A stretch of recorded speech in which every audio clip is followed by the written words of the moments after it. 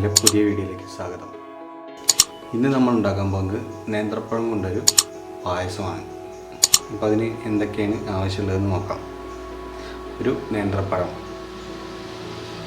ചവ്വരി, തേങ്ങാപ്പാൽ, ഉണക്കമുന്തിരി, അണ്ടിപ്പരിപ്പ്, ഏലക്കായ, ശർക്കര. അപ്പോൾ ഇനി എങ്ങനെയാണ് പായസം തയ്യാറാക്കുന്നത് നോക്കാം.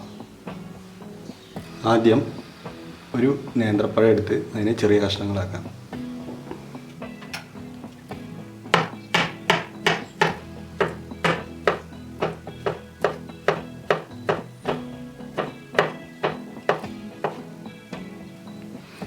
ഇതുപോലെ ചെറിയ കഷ്ണങ്ങളായി അരിഞ്ഞതിന് ശേഷം ഇതൊന്ന് നെയ്യിൽ വറുത്തെടുക്കണം.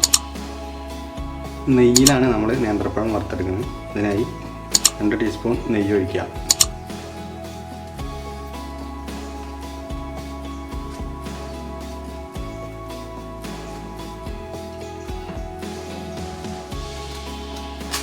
ഇതിലേക്ക് അരിഞ്ഞു വെച്ച നേന്ത്രപ്പഴങ്ങൾ ഇട്ട് കൊടുക്കണം. അതൊന്ന് വറുത്തെടുക്കണം. നല്ല റോസ്റ്റായി വറുത്തെടുക്കണം.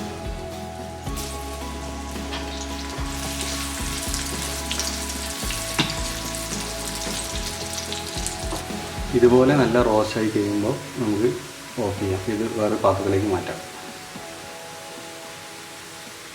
ഇനി ഇതേ എണ്ണയിൽ തന്നെ അണ്ടിപ്പരിപ്പും മുന്തിരിയും വറുത്തെടുക്കണം.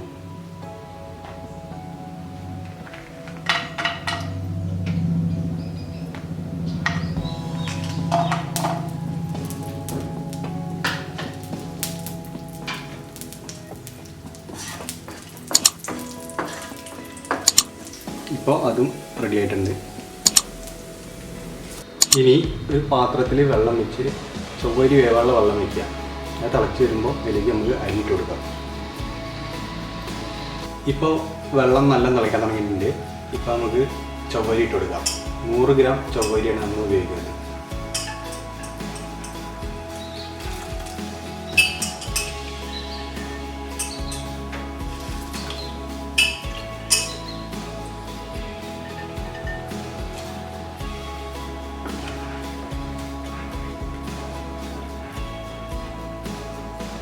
ഇത് ഇടയ്ക്കിടയ്ക്കൊന്ന് ഇളക്കി കൊടുക്കണം.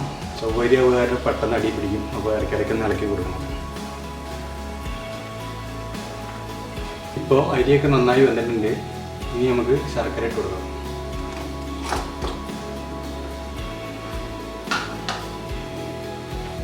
ഈ ശർക്കര അരിയുന്ന വരെ നന്നായിട്ടൊന്ന് വേവിക്കുക. ഇളക്കി കൊടുക്കുക. ഇപ്പോൾ ശർക്കരയൊക്കെ നന്നായി അരിഞ്ഞു വന്നിട്ടുണ്ട്. ഇനി നമുക്ക് കുറച്ച് ഏലക്കായ പൊടിച്ചത് ചേർക്കാം.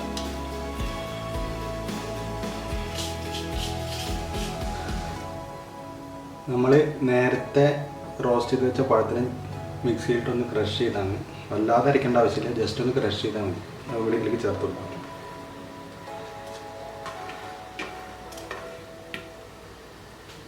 ഇനി ഒന്ന് ഇളക്കി യോജിക്കുക.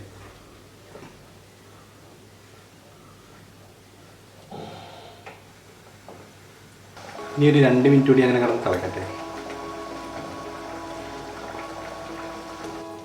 ഇനി ഇതിലേക്ക് അരമുറി തേങ്ങയുടെ മുഴുവൻ പാല് കൂടിയിട്ട് ചേർത്ത് കൊടുക്കാം.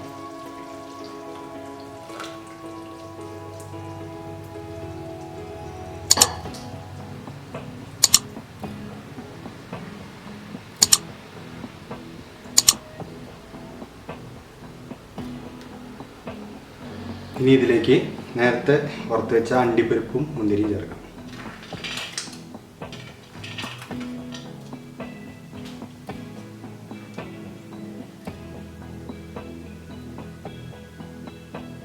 ഇപ്പോൾ നല്ല അടിപൊളി രുചിയിൽ നേന്ത്രപ്പഴം കൊണ്ടുള്ള പായസം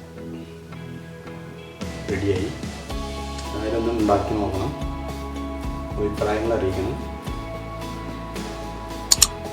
വീഡിയോ ഒന്ന് ലൈക്ക് ചെയ്യണം, ഷെയർ ചെയ്യണം, സബ്സ്ക്രൈബ് ചെയ്യണം. അപ്പോൾ അടുത്ത വീഡിയോ ആയിട്ട് വീണ്ടും കാണാം.